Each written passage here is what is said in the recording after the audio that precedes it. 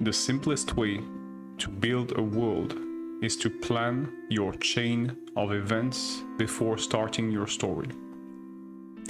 You want to plan a chain of 10 to 12 events before starting any story. These events will be grouped by categories. The categories here are identified by color groups. Each color group can be classified into 3 main intent. The first intent is the crisis type of intent. The second intent is the comfort type of intent. And the third intent is the growth type of intent. You can make a parallel with the crisis, comfort, and development type of scenes, since each of these events has been created and will be developed in order to rhythm directly the story and the evolution of your world. The sequence presented here, starting through revolt and then celebration, innovation, war, treaty, fusion, health, innovation, and safety, is a typical sequence you'll find in the evolution of most nations, countries, and organizations. Most of them will start with a revolt or a phase of crisis marking the birth of the organization, and will end in a phase of safety, marking a phase in which the organization is in a situation of comfort and which will try to grow or influence. So most of your event sequence will start with a revolt or an innovation phase and will end with a safety or a health phase. These 2 types of phases are used to rhythm your story. So you could only use these 4 types of events and do revolt, health, revolt, safety, revolt, health, revolt, safety, if you want a much simpler sequence. Now let's define what is inside these different types of events. The first type of events will be the revolts and wars. Each of these events, and the same remark applies to catastrophe, which is the next section, should be used sparingly. These events are traumatic events. They're world-defining events.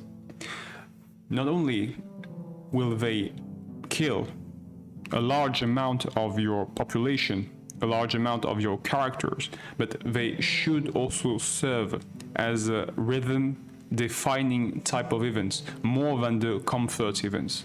So using them sparingly is essential. Now, what's a revolt and how does it start?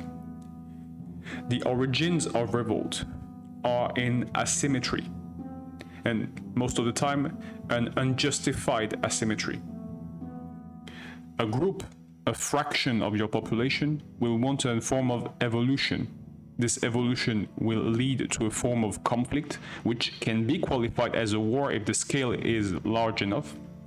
And from there, the war, if it is a war, can extend to the outsides of your country, of your nation, of your territory. So depending on the scale of your conflict, the revolt can come from the inside and go to the outside. And then you will manage the scale depending on the evolution of the conflict you've decided. This conflict will be generated by factions. And when you're creating factions here, if you want a more organic approach, if you want a more integrated approach, you want to think in terms of value, not in terms of conviction. You know, motivation is essential when it comes to creating factions, but value is more important. So what will this faction bring to their population, to their community? The 3 main kind of added value a faction can bring are wealth, safety, or intelligence. So the faction will bring the country richer, safer, or more educated in most cases. Then you can introduce the faction's motivation. What are the stakes of the asymmetry which has generated the revolt? Why are the different factions unsatisfied, and what are their expectations? Now note that in every kind of action scene, in every type of horror scene, in every type of action of horror story, every type of conflict, every type of crisis, you do not need to end it with the death of one of the faction. You can go for cooperation, which would be more maybe desirable way out, because not all of your characters will be willing to fight to the death. In fact, most of your character, if you want to emulate what would resemble reality, will surrender if a desirable outcome is presented to them. A desirable outcome, more desirable than death. Or to some extent, you can enlarge this logic by thinking in terms of new organizations. What would the new administrating force be like? Would that create a new asymmetry, because the faction which has generated the revolt may cause a new form of asymmetry if they are not sustainable enough in their way of administrating. But they could propose to the other side. They can propose to the side with which we are in conflict a fusion, and also they could fail. The second type of event you want to plan are catastrophes. Now, contrary to revolts and war, catastrophes can be purely accidental. Some of them will be caused because of the lack of focus, the lack of implication of a certain group or a certain type of administrator. Either way, the origins and the nature of the catastrophe will allow you to determine the responsibility of an administrating force. Because either way, a catastrophe will have harsh repercussion. So just like for revolts, just like for wars, you want to plan your catastrophes in advance, because they are one of the most traumatic events that your characters, that your population may go through. They will impact 3 dimensions of your inhabitants' health: the moral, which will be treated more in detail here, the food aspect, and the safety aspect. Now let's start with the food. It's the most straightforward.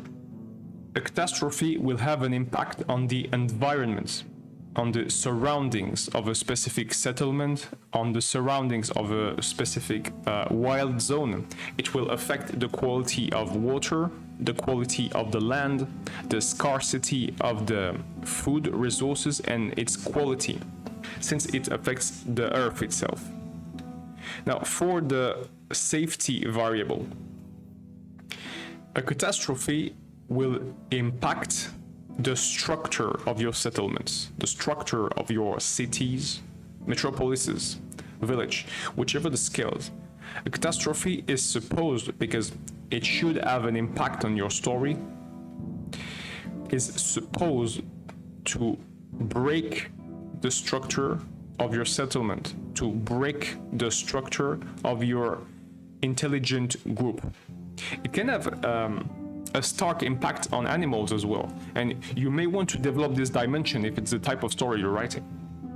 Now, it will have an impact on the shelters, and the safety level really of your population will be measured through these three criteria: the ability of the population to maintain her shelters, to have a reliable security force, and to maintain the sense of community during the reparation, the post-catastrophe phase. Now for the moral dimension. That's the dimension which will allow you to have the most flexibility in your writing. A catastrophe will affect the motivation of your population, and this motivation should be curated, it should be restored through 2 concepts: education and entertainment. And you want to articulate these two concepts in order to retrieve the motivation of your population. Now, we'll see that more in detail on the section, in the section on innovation and in the section on health and safety later in this episode. But for now, education and entertainment, when they're combined, can allow your administrating forces to refill the motivation of any group in your world, of any population in your world. So it's up to you to articulate them properly depending on the needs of your population. You'll want to alternate between your phases of revolt, your phases of war, your phases of catastrophe with celebrations and festivals. Celebrations do not necessarily correspond to phases of comfort because they can generate new conflict, but they're a change of pace, they're a change of rhythm when you compare them directly to revolts or catastrophes. They're supposed to help your population realize that they're not in a phase of immediate danger. Now, celebrations are manifestation of a past event in a form of a joyful manifestation. Now, they'll generally be represented, they generally be displayed in the form of festival, but it's not the only way to display them. It's just the main way we'll use here. So how does that work? First, we had an event, and the event may have been a war, the event may have been a catastrophe, and now your character wants to remember that they're still here. Even after this traumatic event has happened, they're still here. They're still here to celebrate. They're still able to continue their lives. The festival, the representation of this event, will be displayed through three main ways. Generally, festivals will be articulated around game, around a series of attractions. You'll want to create specific food, specific type of attractions, specific types of game, which are the manifestation of the event. The manifestation really is the key word here. The goal of the celebration is to remember that the event happened and the population is still here. So every time you can make your food specific, your different kind of attraction specific, your different kind of game specific to the very event, the more integrated your world will look like and the more living it will look like. Now, when it comes to the origins of the event, you don't want to remember the event per se, the event in itself. You don't want to remember the war itself. You want to remember the reason why the people were struggling, the reason why the people had to go through this event. So, being able to define a clear symbol which will mark your celebration, which will brand your festival, in order to upkeep the belief of the population is essential. Now, these symbols, these icons, will generally be created and then propagated by organizations. And the goal of the organization when they organize, when they sponsor this festival, could be of three kinds. Either they want to motivate the population to restore their morale after this traumatic event. They may want to reinstill a more normal way of consumption, or they may even want to accelerate consumption.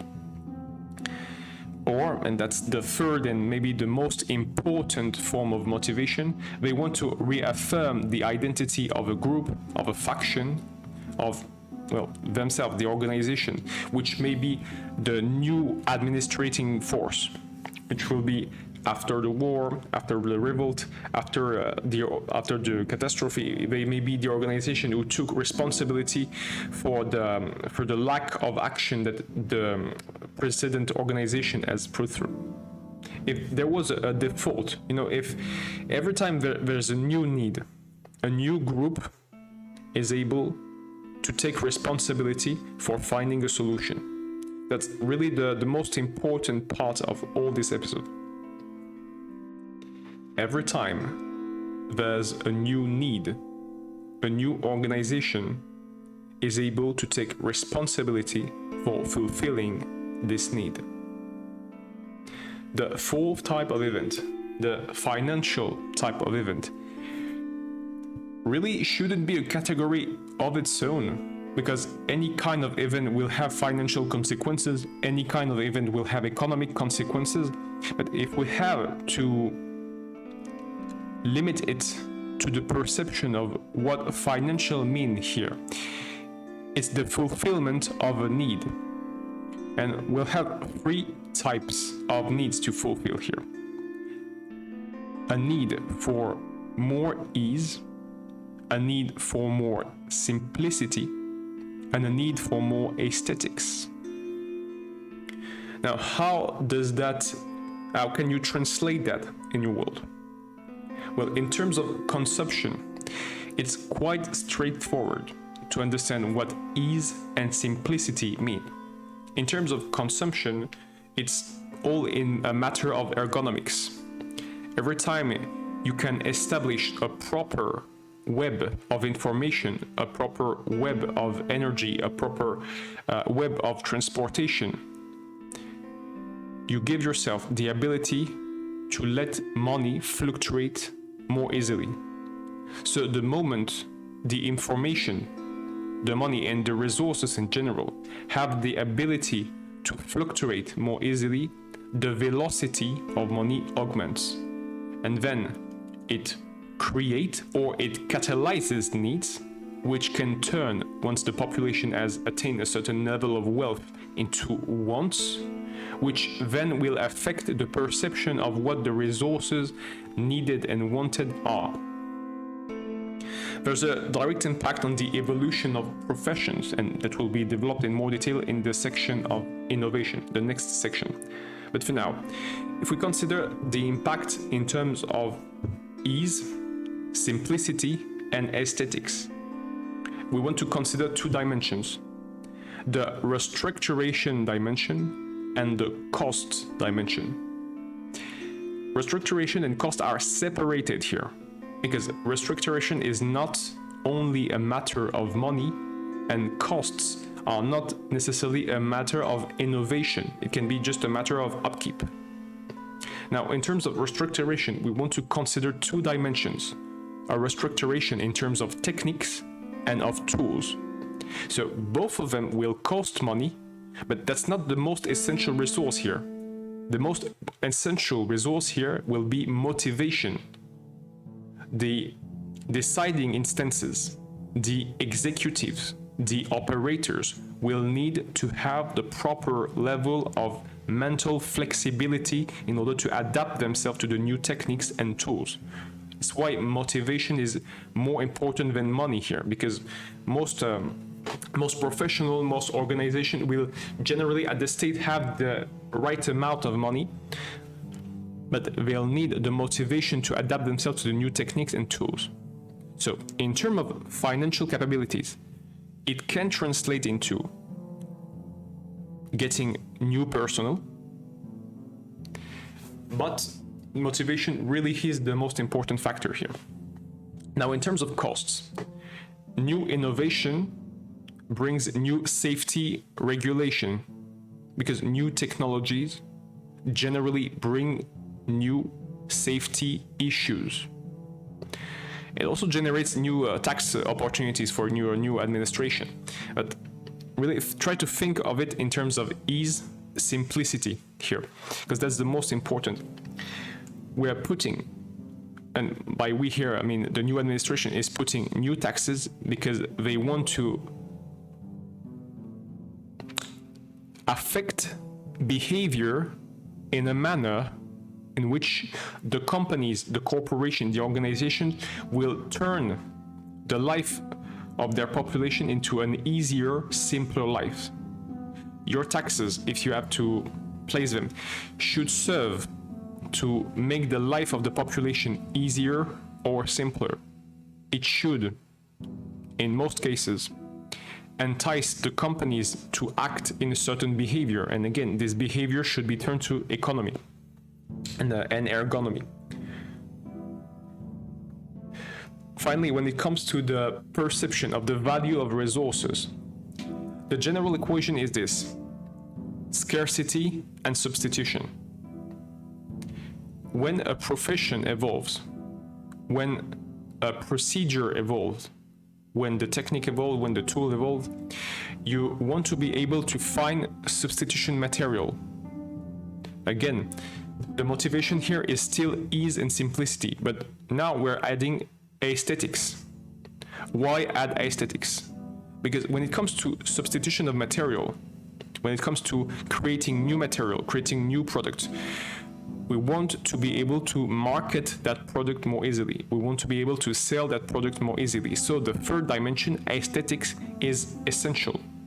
We're adding a subjective dimension here because it becomes a matter of branding. So it's always about ease and simplicity. You know, wherever we are in the financial general part, the consumption part, the profession part, or the resource part. But when it comes to resources, we really want to add the aesthetic dimension because we're into the branding of a product now. The fifth category of events are innovation-related events. Now, just like for the financial type of event, you want to consider that any type of event is potential innovation or will have an impact on innovation. Why is that? Innovation emerges from inefficiency. Now, if you want to get back to revolts, to revolutions, what's the origin of a revolution? Well, it's the inefficiency of an administration. It's the inefficiency of an economic system which will cause that. Now, innovation is motivated by change. A new want, a new need may appear, but we'll focus on the want dimension here because it allows us to generate interest, to generate engagement. Now, every type of innovation will start with a creation, the creation of a new design. Once this design has been decided, we'll turn to the production phase. And once the production has been judged efficient enough, we'll go through replication. Now, if the replicant, if the multiple instances of the product are not efficient enough, we need to get back to design and to update the design of the product. Now, how does that relate to interest? The design will catch the interest of a certain part of the population. And let's classify the population in four main categories here in terms of response. Now, you realize there's a high level of flexibility because you can go through you can be part of the engaged part of the population, and then a change in the design can make you doubt about the product, can make you become curious about the product again, or be afraid of the innovation the product is bearing. So in any way, your population will be regrouped into four main categories. The ones which will be the most engaged with the product, the ones which be curious about the product, they may be interested in, but they're not sure, the ones that are doubting the necessity or the efficiency of the product, and finally the ones which are afraid of the product. Now, if we focus on the relationship between the four categories, the degree of flexibility here is limited by fear and engagement, which is why there's this little arrow with this interrogation marker between fear and engagement. Potentially, your whole population may be interested in this new product, in this new service, depending on the design, what will generate a shift of category from your population, from whichever category it is, will be the ability of your organization to update itself. Now, if we get back to the financial triangle of needs, it's all about ease of use, simplicity of use, and aesthetics. So where does that put ergonomy? Well, your new product, your new service, if it wants to engage your population, should be simple to use, easy to use, and should be used frequently. That's the third factor we didn't put into the schema when it came to financial events. Now, the frequency of use will be the most important factor when it comes to need. If your population is using it frequently enough, your new product, your new service will sell. And that's where the innovation event will take all its purposes. So innovation is a matter of efficiency or inefficiency, a matter of change, a matter of engagement, and a matter of frequency. The last type of event you want to plan will be the health and safety related event. Now, the financial type of events, the innovation type of events, and the health and safety type of events will fall into the mundane life, the daily life categories, contrary to the revolts, catastrophes, and festivals. Why is that? The three main type of events are disruptive events, even the celebrations and festivals, because they're unusual. They're supposed to be surprising. They initiate a sense of surprise in your world. Whereas the financial, innovation, and health of safety type of event are supposed to install a sense of familiarity. They're supposed to install a sense of mundane, of typical daily life in your world. So you want to articulate these six type of events following this logic. Now, what do we put in the health and safety categories?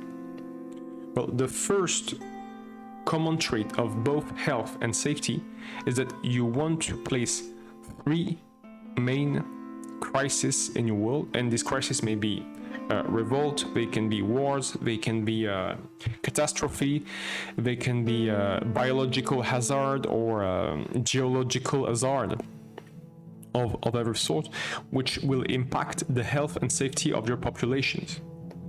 These three crises should put into light the flaws of your actual administrative system, of your actual settlement and organization, in order to help them to gain in more adaptability. And they should put into perspective the needs of your population when it comes to the state of mind of the people and their relationship with their environment. Here, environment does not mean natural environment. It can be man-made environment as well. Now, what's the point of these three crises in terms of health? Well, these three crises should put the flaws into perspective in order to make your population more adaptable. Now, how do you make your population more adaptable?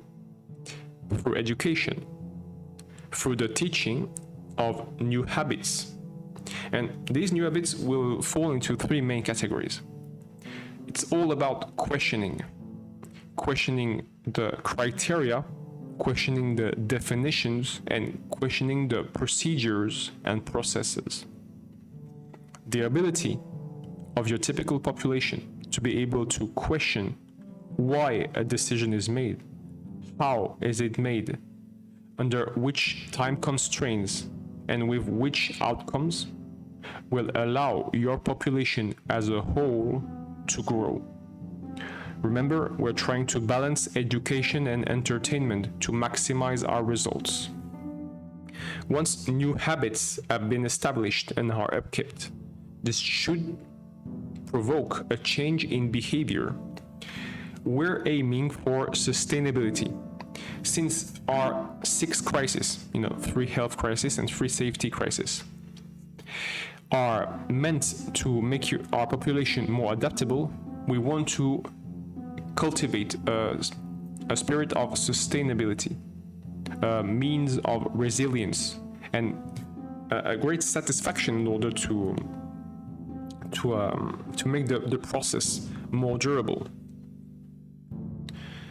Now, the main difference which will be exposed here between the 3 crises in terms of safety and the 3 crises in terms of health is that the 3 safety crises will generally affect the resources first, whereas the 3 health crises will generally affect the living creatures first.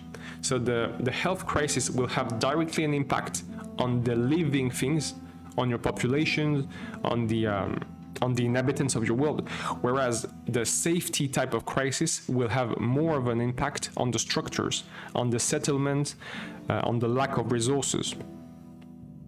It's not a critical difference to make, and you may realize that in most cases, the crisis your population will experience will have a hybrid nature. There will be both health and safety crises. But if you want more nuances, if you want more flexibility, if you want to create 3 separate crises in terms of health and 3 separate crises in terms of safety, that's the difference you want to consider. The health crisis will affect the population directly, the bodies namely, and the safety crisis will more affect the environment and the resources. Suggest us the content you need. This channel is made for you.